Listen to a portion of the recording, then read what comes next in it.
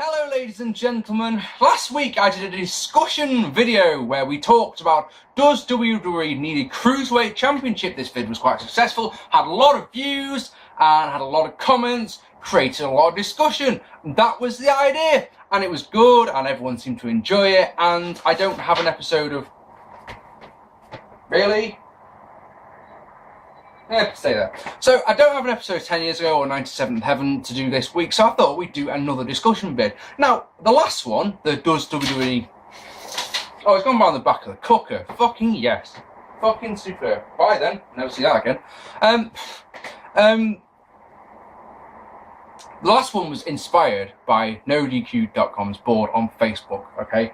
And that is, you know, that the WWE should bring back the Cruiserweight Championship comes up a lot, but I'll tell you something, that is nothing compared to the one we're going to talk about tonight. 5 ways, of improving TNA. I would like you to jot down 5 ways below in the comments on how TNA can be improved. How can it improve its ratings? How can it become more popular? The thing is, for me, I mean, I've got 4 reasons. I know a 5th one in my head, but the thing is, reason number 4 can be made into reasons 1, 2, and 5. So let's go through this. These are my 5, right? And this is another one of those things. It's exactly the same as last week. I've sat down for 10 minutes and gone bam, bam, bam, bam, bam. All right? Haven't really given it that much thought because I want your opinions on this one, right? First things first, TNA needs to stop being WWE Mark II. And what I feel like for many, many years now is that WWE does something, so TNA copies it. WWE does something, so TNA copies it. Instead of branching out and forming their own identity, TNA has just gone, well, it's working for WWE, we're going to do exactly the same thing. Now we can expand on this point. We can expand on this one.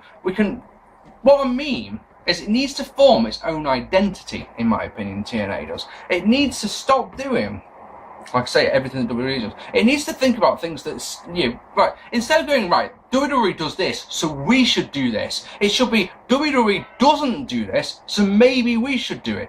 WWE doesn't give a flying fuck about its Divas division in the slightest. Now, once upon a time, TNA had a thriving Knockouts division, did it not? Nowadays, most of the time, feels like it doesn't give a shit flying fuck about it. The stuff with Gail Kim and Taryn Terrell, whatever her name is, has been fun recently, and like I said, I've given their match on the last pay-per-view quite a lot of praise. If I was in charge of TNA, the 2 divisions, the X division and the women's division, so there's 2 points in one for you, would be the focus, right? Concentrate on those things. WWE hasn't got a Cruiserweight division, as we talked about last week, so concentrate on that brand, that aspect of it, that side of it. The X division used to be so good. I mean, right off the top of my head, I haven't done any without doing any research for this, I'm actually genuinely struggling to remember who the X division champion is. It's Chris Sabin, isn't it? Now I think about it, because I watched the last pay-per-view. Or is it? He won the Ultimate X match.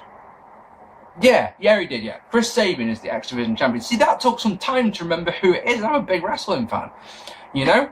They need to concentrate on the Divas division, not the Divas, the Knockouts division. They need to concentrate on the X division. What else they need to do, in my opinion, is now, they've lessened this recently, but it's still a fair point. They need to stop rinsing or stealing or signing up anyone with name value that's a former WWE guy and start to concentrate on creating new stars, all right? And what I mean by this is that you can say to me, oh, someone like Bobby Roode or James Storm or AJ Styles, right, are all TNA homegrown talents, right? And I will agree with that one, but there's very few. The world champion at the moment is a former WWE guy. The last pay-per-view was headlined by a former WWE guy against a former WCW guy, was it not? You know, your general manager is Hulk Hogan, who of course is a WWE/WCW guy. And of course, the other thing about Rude and Styles and Storm is that if you went up to an average Joe, name me a wrestler, they're going to say someone from the WWE, aren't they? It worries me, something fierce. I've always said I don't ever want TNA to go under, I don't ever want TNA to go out of business. But the fact is, and can you tell I haven't got any notes to this one, because my God, I'm rambling something wrong. Do you know, I had a couple of comments on the last one saying I prefer these vids, because, I prefer the rambling style, and I'm sat there reading it going, how can you prefer that? Anyway, you see, rambling makes me lose my point.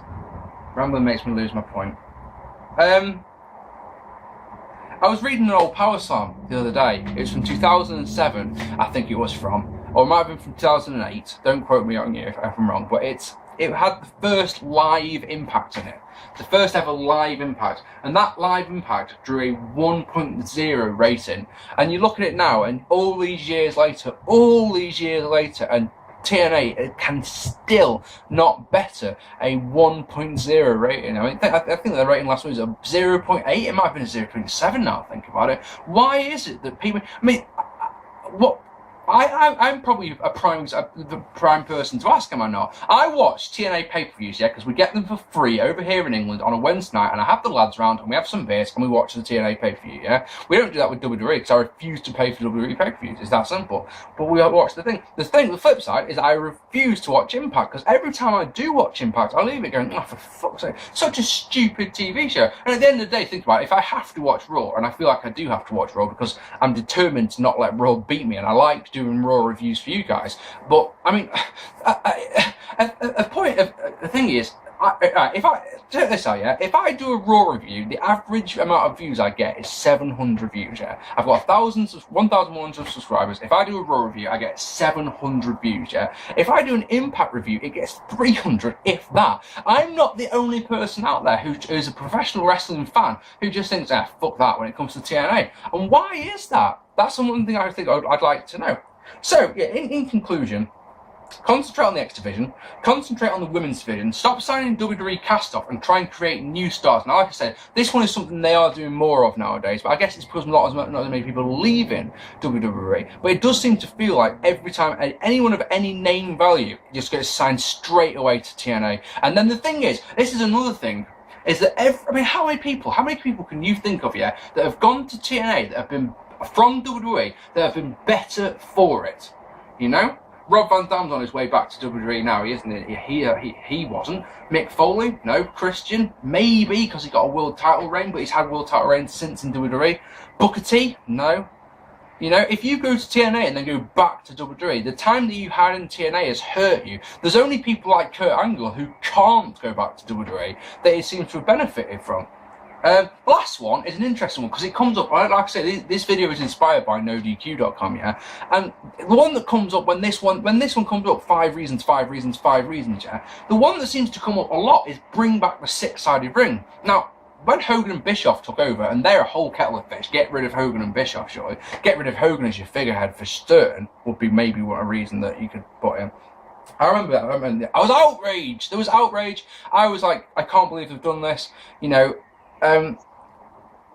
They've got to do stuff that makes them different. That's what we've been saying, haven't we? And a 6-sided ring sets them out as different, you know. But nowadays, I don't know. I don't really care that much because, in the big scheme of things, the 6-sided ring is probably should be quite far down. I mean, if they brought back the 6-sided ring next week, yeah, and kept it permanently, do you reckon that Impact would start doing 2.0 ratings? It's like, of course it fucking wouldn't. That'd be stupid.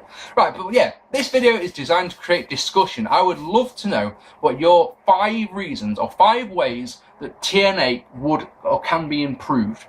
What do you think? What if it was up to you? If you were in charge of TNA and you wanted to make the ratings better, what would you do? It's what I want to know. Concentrate on the X Division, concentrate on the women's, stop signing WWE cast-offs, stop trying to be WWE Mark II, bring back the 6-sided ring, fuck it, that's my 5, alright? What are yours? My next video will be on Sunday. I'm going to do a British Grand Prix review, and I will see you all very soon, and thank you very much for watching. Don't forget to comment, that's the important thing. Comment below, please, alright? Take it easy, guys.